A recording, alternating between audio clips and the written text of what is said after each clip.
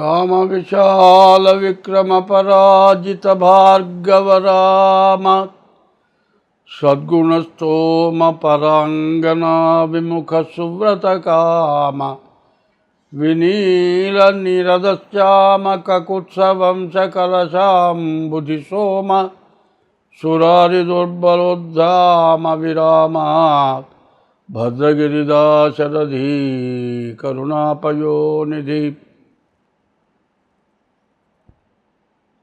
ముదమున పారిజాత తరుమూలమునందు అతి సూక్ష్మరూపుడై హృది రఘువీరునామమును ఎప్పుడు చెప్పిను చుచు రామభక్తులన్ వదలక బ్రోచుచుండు ఘను వాయుతనూజుని ధీతిరాజు నీ అదను దలంచి భక్తి కుమతి గురుపాదములాశ్రయింపుమా. మే నెల 2025 సంవత్సరం జూన్ నెల గురువు రాహువు మే నెలలో మారారు. మే నెలలో గురువు రాహువు శని మారారు. మొట్టమొదటిగా మే నెల 14వ తారీఖు గురువు మారాడు. ఈ గురువు మారితే ఏ రాశి వాళ్ళకి ఎట్లా ఉంది చూద్దాం. 2025 సంవత్సరం జూన్ నెల. ఇప్పుడు మేషం నుంచి వృశ్చికం వరకు గురువుని గురించి చెప్పుకున్నాం. ఇప్పుడు ధనస్సు రాశిని గురువుని గురించి చెప్పుకున్నాం. ఈ గురువు ఎట్లా ఉంటాడో ఆలోచిద్దాం. ఈ గురువు సప్తమ స్థానంలో ఉన్నాడు. ఈ సప్తమ స్థానం ఏమంటారు? కళత్ర స్థానం అంటారు.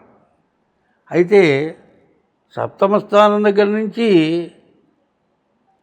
చూసుకుంటే 7వ స్థానం ఏమవుతుంది? ధనస్సు అయింది. ధనస్సుకి గురువు అధిపతి. కాబట్టి నీ భార్య వల్ల మాత్రం నీకు బాగా కలిసి వచ్చేటువంటి టైం అని చెప్పాలి. సప్తమ స్థానం కళత్ర స్థానం. ఈ సప్తమంలో ఉన్నటువంటి గురువు ఈ యొక్క ధనస్సు రాశిని చూస్తున్నాడు. ఆ దృష్టి ఉండటం చేత ఎప్పుడు కూడా బాగుంటుంది.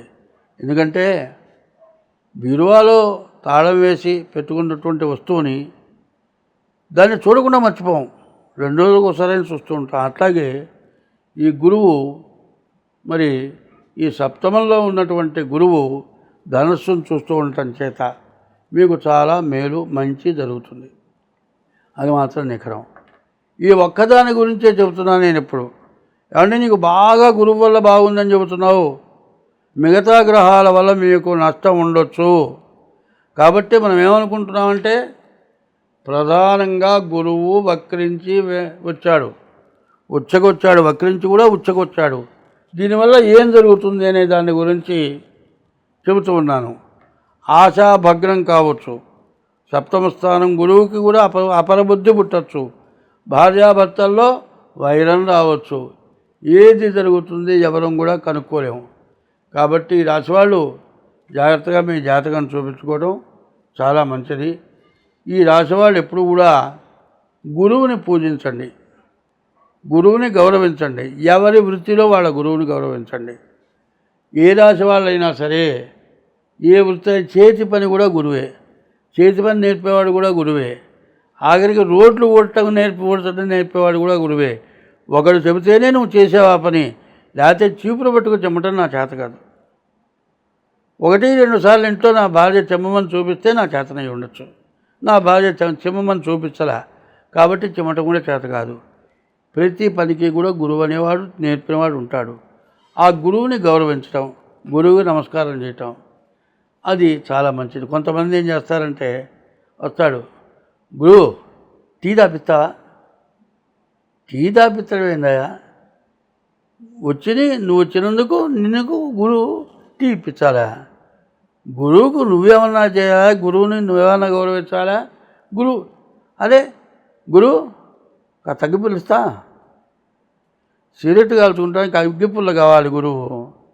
అగ్గిపుల్లు ఇచ్చేవాడే గురువే, టీ ఇచ్చేవాడు గురువే, మరి బ్రాందీ షాపుకి తీసుకెళ్ళేవాడు గురువే.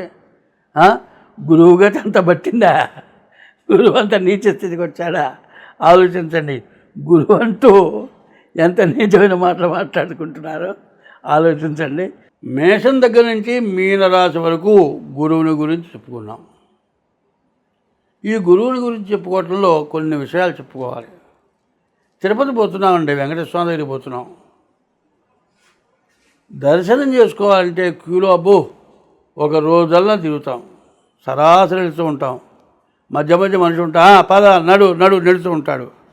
సరే దేవుడి దగ్గరికి పోవాలి, దండం పెట్టాలి. కటికని 2 చేతులు ఇట్టా ఉంటాయి, కళ్ళు మాత్రం మూసుకుంటాడు. ఏమిరా దేవుడు, అదే కళ్ళు తెరిచేట దండం పెడతావురా? దండం పెట్టాల్సింది కళ్ళు తెరిచే దండం పెట్టాలి, కళ్ళు మూసుకొని మాత్రంగా దండం పెట్టేది. దారి వెళ్ళేప్పుడు కళ్ళు మూసుకొని వెళ్తే గుంట ఉందనుకో, గుంటలో పడితే పడిపోతావు. సరే అక్కడ దండం పెట్టావనుకో, కళ్ళు చూసావనుకో, ఆ స్వామివారు చెయ్యి చూపిస్తున్నాడు కింద. ఎక్కడ చూపిస్తున్నాడు? పాదాల దగ్గర చూపిస్తున్నాడు. నా పాదాలను ఆశ్రయించయా, నా మొహాన్ని కాదంటున్నాడు. ఆ మొహానికి ఏం చేశారు? మొహం కనపడకుండా పంగనామాలు పెట్టారు. ఎందుకు? ఆయన్ని ఇబ్బంది పెట్టడం కాదు, ఎప్పుడు కూడా పాదాలను ఆశ్రయించాలి. ఈ పాదాలు భగవత్పాదాలు, బ్రహ్మ గడిగిన పాదము, బ్రహ్మము కాని పాదము, అటువంటి పాదము. ఆ పాదాలను చూడాలి. అక్కడికి పోయిన తర్వాత ఒరే చూడరా అని కింద చూపిస్తున్నాడు, పైనేమో ఇట్లా ఆశీర్వచనం చేస్తున్నాడు, కిందేమో ఇట్లా చూపిస్తున్నాడు. నిన్ను ఆశీర్వచనం ఇట్టే ఉంది, నీ ఆశీర్వచనం నేను పొందాలి అంటే ఈ కింద ఏం చూడాలో చూడాలి. అన్నీ వదిలేసి 2 చేతులు ఇట్ట పట్టుకొని కళ్ళు మూసుకొని దండం పెడుతున్నావు. అట్లాగే గురువుని ఉపయోగించుకోవాలంటే చాలా మార్గాలు ఉన్నాయి. ఈ మార్గాలను తెలుసుకోండి. గురువుతో ఎట్లా ఉండాలి అనేది కూడా కావాలి. భార్యతో ఎట్లా ఉండాలి తెలియాలి, చెల్లెలతో ఎట్లా ఉండాలి తెలియాలి, తల్లితో ఎట్లా ఉండాలి తెలియాలి. అన్నింటినీ మించి గురువుతో ఎట్లా ఉండాలో తెలియాలి. గురువుకి ఎంత మంచి చేసుకుంటే అంత మంచిగా ఉంటారు. కాలేజీలో చదువుతూ ఉంటాడు, ఏదైనా వాడు ఏదో పని చేస్తూ ఉంటాడు. ఏరా ఏంట్రా బయటకు వస్తావుగా చూసుకుందాం. ఏంది బయటకు వస్తే నువ్వు చూసుకునేది నువ్వే పోతావు. కాబట్టి గురువుని ఎప్పుడూ గౌరవించండి, తల్లిదండ్రుల్ని గౌరవించండి. ఈ 12 రాసులకి తల్లిదండ్రుల కన్నా అన్నిటికీ మించిన వాడు గురువు. ఆ గురువుని గురించి మనం చెప్పుకుంటూ ఉన్నాము. ఈ గురువు విషయంలో ఎప్పుడు కూడా గురువు యందు శ్రద్ధ, తల్లిదండ్రుల యందు శ్రద్ధ, నీ భార్య ఇంటికి లక్ష్మి, భార్య మీద ప్రేమ, ఇవన్నీ ఎవరైతే కలిగి ఉంటారో వాళ్ళకి లోటు అంటూ ఇక రాదు. ఇది మాత్రం బాగా గుర్తుపెట్టుకోవాలి.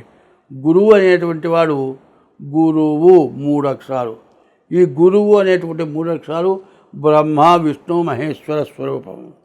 మరి ఈశ్వరుడు కుమారుడు గణపతి. ఈ గణపతి ఎట్లా పుట్టాడు? 33 కోట్ల మంది దేవతల శక్తితో ఉద్భవించాడు. అందువల్ల పరమేశ్వరుడు ఆ గురువు గణపతినే పూజిస్తున్నాడు. తల్లి గురువైనటువంటి గణపతినే పూజిస్తున్నాడు. ప్రతి వ్యక్తి కూడా బ్రహ్మ విష్ణు మహేశ్వరులు ఆది పరాశక్తితో సహా ఆ గురువైన గణపతినే పూజిస్తున్నారు. గురువు పూజింపబడ్డాడు అంటే సర్వశక్తులు గురువుకు ఉన్నాయి. ఆ సర్వశక్తులు గురువుకు ఉన్నాయి అని నువ్వు నమ్మగలిగితే, నరుడని చూచినావో గురునాత్మ కృతార్థత నొందజాలవు, ఈశ్వరుడిని చూచినావో అలా బ్రహ్మ పదార్థం ఎరుంగవచ్చు. సరియగు లక్ష్యమొక్కటియే చాలును, సరియగు లక్ష్యమొక్కటియే చాలును, సాధనలెల్లగూర్చు ఈశ్వరుడిని నమ్మి మనసా గురుపాదముల ఆశ్రయింపుమా అని చెప్తుంది. కాబట్టి గురువుని గురించి ఇంత వివరంగా చెప్పాము. గురువు సద్గురువు అవుతాడు. సద్గురువు కావాలంటే నువ్వు ఎంచుకోవాలి. ఎవరిని అడిగితే, ఎవరు జాతకం చెబితే, ఎవరు దైవ బలం గలవాడు చెబితే నీవు బాగుపడతావో ఆలోచించుకొని వాళ్ళని ఆశ్రయించండి.